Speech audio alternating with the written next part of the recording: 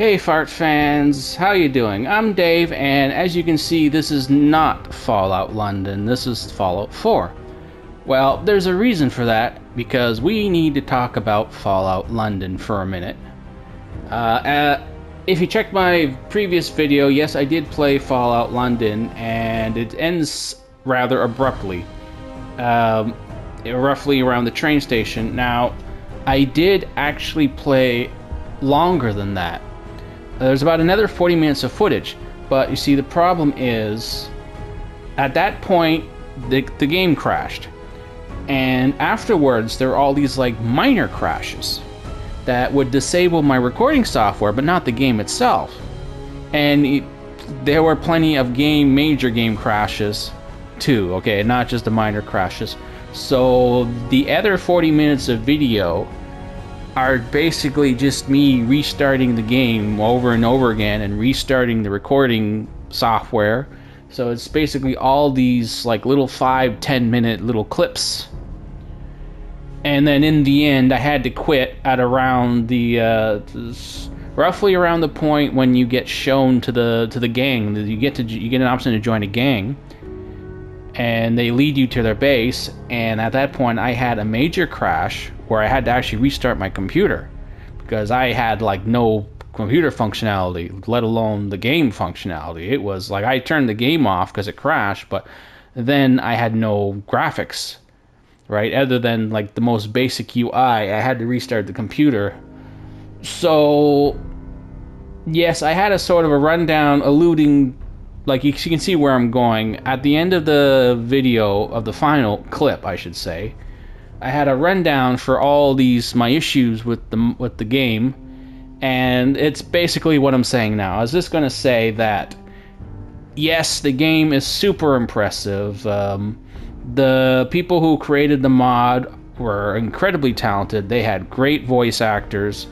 They had famous voice actors doing the work. It's not just random people. They got like some of the Doctor Who's doing some of the voice work. Or at least they were from the show. It doesn't really say if it is them, but from the show. I think they got some guys from Baldur's Gate 3. It's extremely impressive, and it's not just a Fallout mod, but it's like a whole new game because it's a whole new world. It's a totally different country with entirely different lore. So, and I'm not sure how big it is because just on first impressions from the map, it looked like it was on par with just like an expansion, maybe Point Lookout in size, but it looked more complicated, more complex. So maybe not so big, but more density. But then I realized it's possible that's just one map. You could potentially load in a new map if you go to other areas, because that would sound like something you would do with a mod, right? Where you wouldn't be able to have this one great big massive map. You might have to section it off. So I'm not really sure how big it is, but at the very least, it looks to be on par with a major expansion. So I'm going to give them all the credit for being extremely impressive, and I totally want to play it, but as of right now, Fallout London is unplayable. It crashes way too much, and it absolutely crashes the performance of my computer. I mean, it's not the greatest computer ever, but it's certainly more than good enough to handle Fallout 4. So if it's good enough to handle Fallout 4, it's certainly good enough to handle Fallout London. And even though my actual graphics card is kind of, it's okay, but the actual other core computer components are way up there. So processing power and all that stuff is way up there. It's a production computer. Maybe not for graphics wise, but for general production, it's up there. So it should be able to handle a lot of the nitty gritty stuff just fine. And my graphics card is not that old either. It's just a few years old. Not that new, but not that old either. So, but the program was really struggling to keep up. And yeah, and then all the crashes, and it was not a pleasant experience. So this video is changing the scope from trying to show you the Fallout London to more like making people aware that this mod exists now. Because it was a bit of a surprise release. I mean, people who have been following it for a while knew it exists for a long time. It was actually supposed to release a few months ago, but with the TV show and with the improvements to the engine and the sudden resurgence of Fallout, this just seems like a good time to remind people that, yes, in case you didn't know about it already, you should know about it now. It's easy to get. All you need to do is own a copy of Fallout 4 on PC, unfortunately. The Steam version has some weird oddities to it that makes it harder to install, so I'd recommend getting the version on GOG, Good Old Games, because that version is basically just install game, install mod, end of story. With the Steam version, there's some weirdness, extra weirdness there. But either way, well, it doesn't matter either way because the price of the game on GOG is really cheap anyway. It's like you can get it for $9-10 bucks these days, no problem. So it's totally worth it. You're not really paying $10 for Fallout 4. You're paying $10 for this mod, which is well worth it as far as I'm concerned. But not right now. I would wait a little while for them to fix it up a bit. I'm sure some people, I've seen some other videos, some people have managed to get it to run for a little while, but there is a lot of consistency here where a lot of these videos don't go more than an hour into the game. Everyone seems to stop after an hour or so. There's some people who have gone further, but not that much further, so these crashing issues are definitely a concern.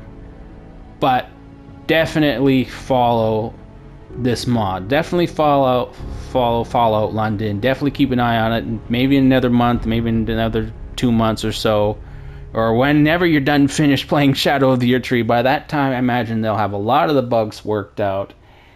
So yeah, this is going to be my closeout video for Fallout London instead of the other footage I had. It was just awful anyway. Crashing performance. The audio was all over the place because I was so surprised.